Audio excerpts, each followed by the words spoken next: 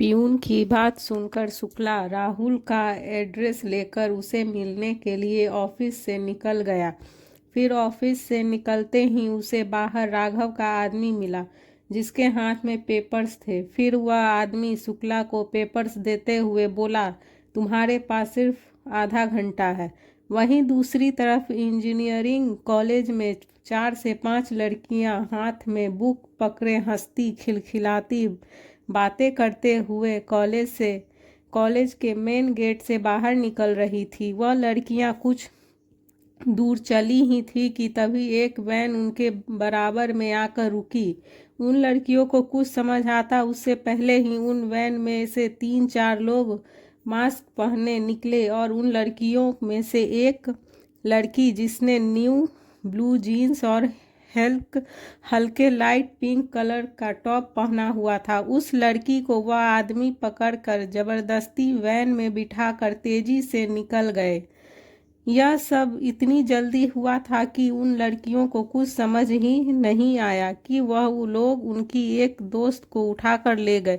फिर अपनी दोस्त की किडनैप होते देख वह सभी लड़कियां चिल्लाने लगी। वहीं दूसरी तरफ अमित शुक्ला 3 माले की बिल्डिंग के नीचे खड़ा था। वह बिल्डिंग को नीचे से ऊपर तक देख रहा था। फिर बिल्डिंग के अंदर आते ही अमित ने रिसेप्शनिस्ट से राहुल के फ्लोर के बारे में पूछा।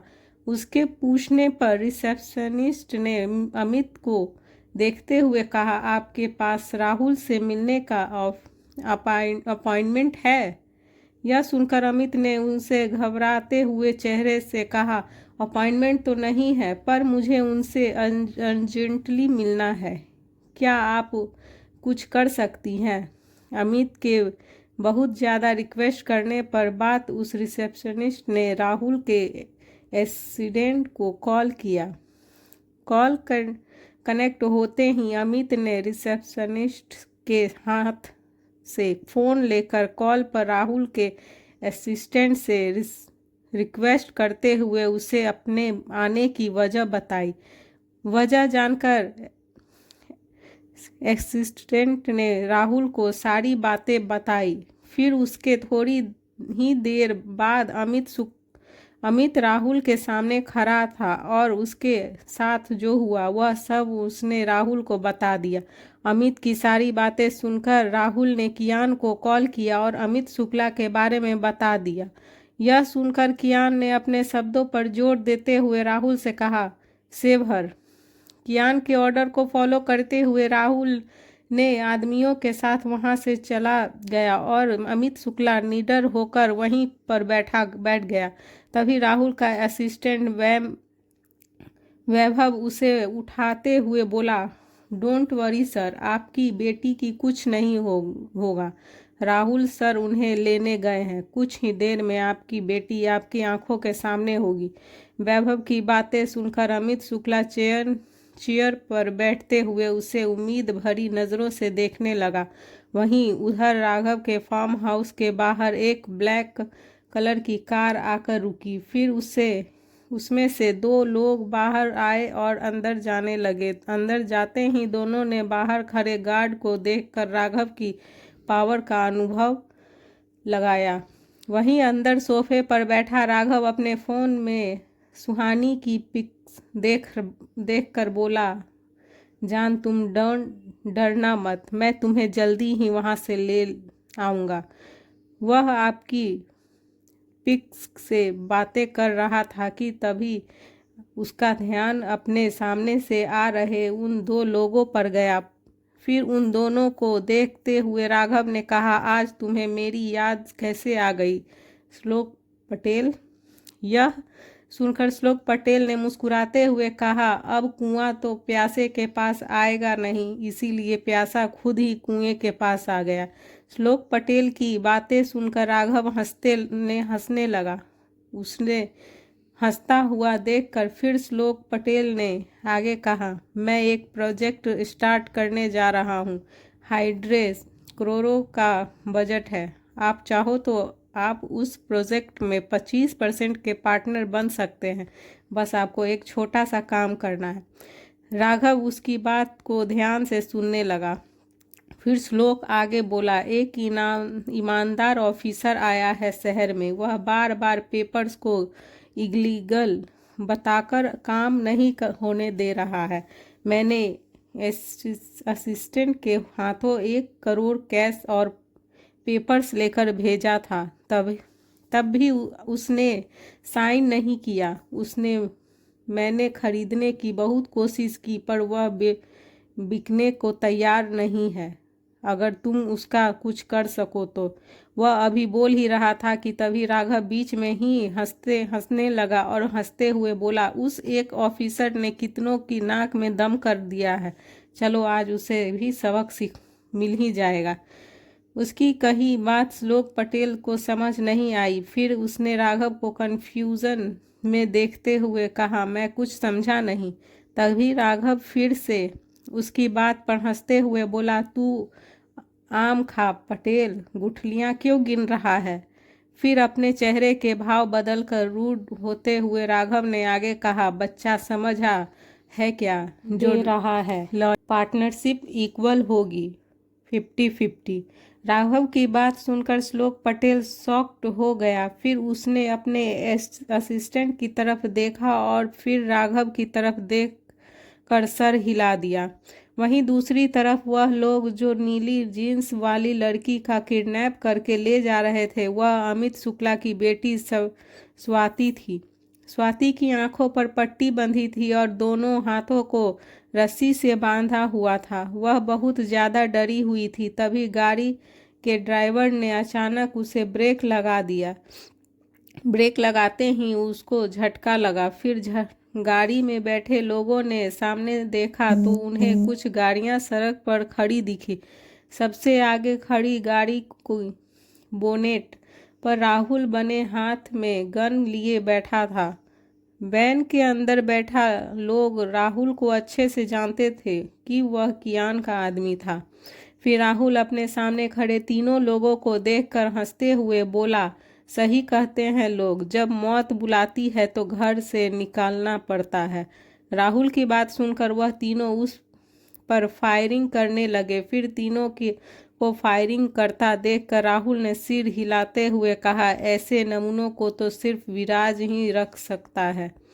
वहीं स्वाति वैन में खुद को उस आदमी से छुड़ाने की कोशिश कर रही थी। फिर स्वाति ने उन आदमियों के हाथ पर जोर से काटा।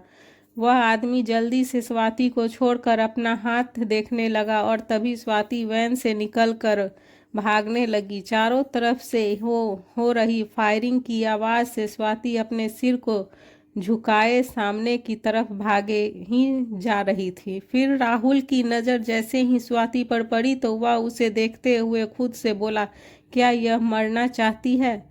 जब हम इन्हें बचाने आए हैं तो इसे भागने की क्या ज़रूरत थी? राहुल स्वाति को प्रोटेक्ट करने के लिए अपने दोनों हाथों में गन लिए फायरिंग करते हुए स्वाति की तरफ जा रहा था। वह अपना सर झुकाए तेजी से भाग रही थी कि तभी वह सामने से आ रहे राहुल से टकरा गई। राहुल ने टक्कर होते ही स्वाति गिरने लगी कि तभी राहुल ने उसे एक हाथ से संभाल लिया। स्वाति घबराई हुई थी और वह डर कर पीछे टहने लगी। तभी राहुल ने कहा, डोंट वरी, तुम्हें कुछ नहीं होगा, हम बचाने आए हैं। यह बोलकर राहुल ने स्वाति के हाथ खोल दिए और उसकी आंखों पर से पट्टी भी हटा दी। स्वाति की आंखों के सामने अब एक हैंडसम चेहरा था।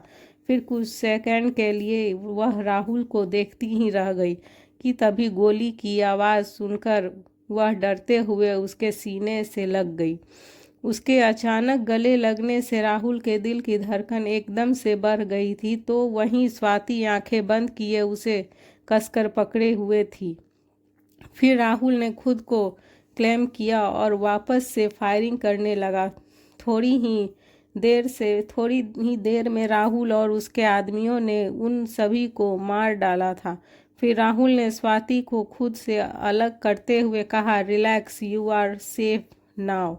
यह सुनकर स्वाति ने धीरे से अपना सिर हाँ में हिला दिया और अपने सामने खड़े राहुल के हैंडसम चेहरे को देखने लगी। तभी राहुल ने उसकी तरफ देखा तो दोनों की ही नज़रें टकरा गई।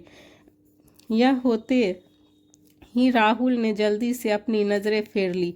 वहीं दूसरी तरफ विला में कियान जैसे ही वापस आया तो तभी उसका फ़ोन रिंग हुआ। राहुल की कॉल देखकर कियान ने अपने रूम की तरफ जाते हुए राहुल की कॉल पिक की। फिर दूसरी तरफ से राहुल ने एक ही सांस में कियान को सारी बातें बता दी। राहुल की बात सुनकर कियान ने राहुल के कॉल पर कहा, गुड जॉब। यह कहकर कियान ने कॉल कट कर किया और अपने कमरे की तरफ जाते हुए कियान के पैर अचानक से सुहानी के रूम के बाहर रुक गए।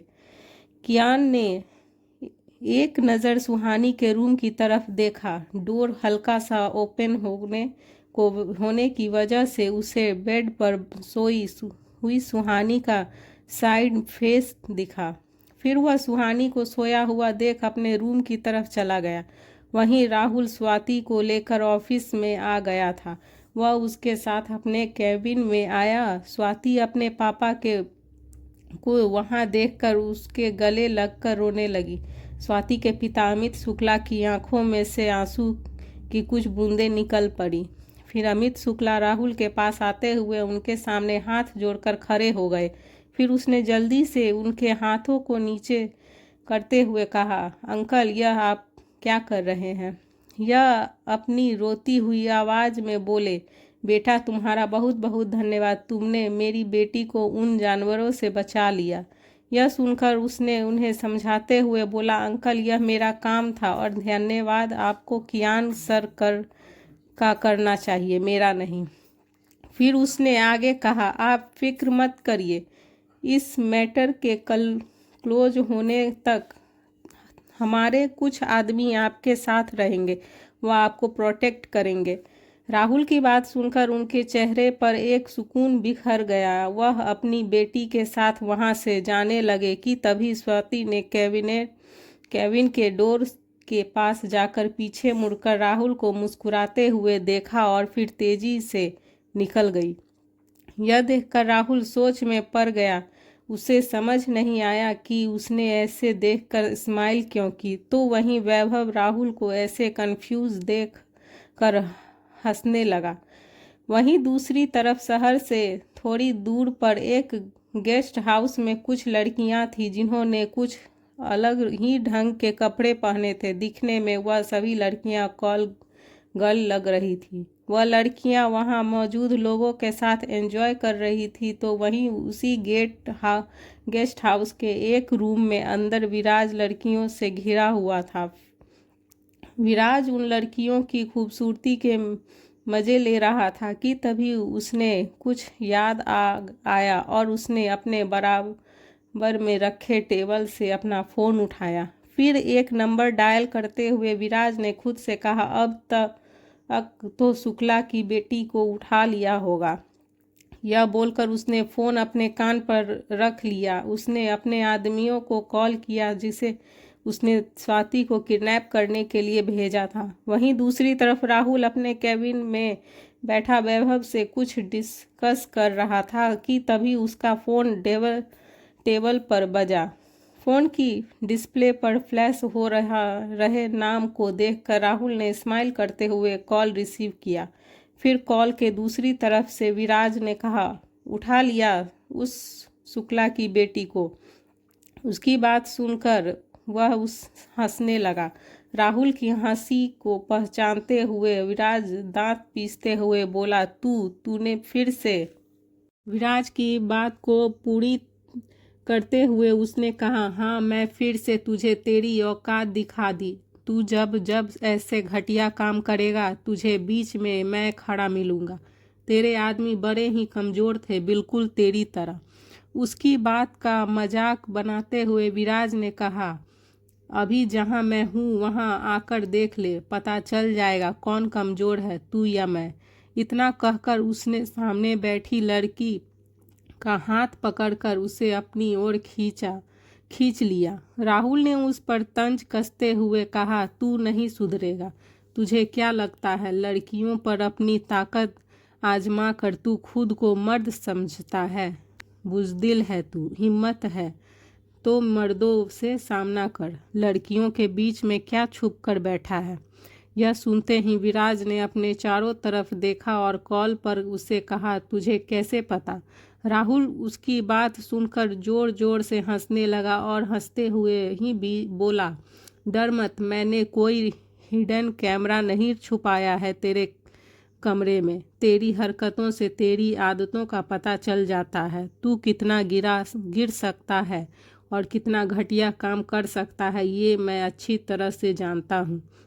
इतना कहकर राहुल उसी टोन में आगे बोला, तू टेंशन मत ले, तेरे यह डर्टी पिक्चर कोई नहीं देख रहा है। विराज ने राहुल की यह बात सुनकर गुस्से में फ़ोन ज़मीन पर पटक दिया और अपने कपड़े पहनकर वहाँ से अपने आदमियों के साथ चला गया।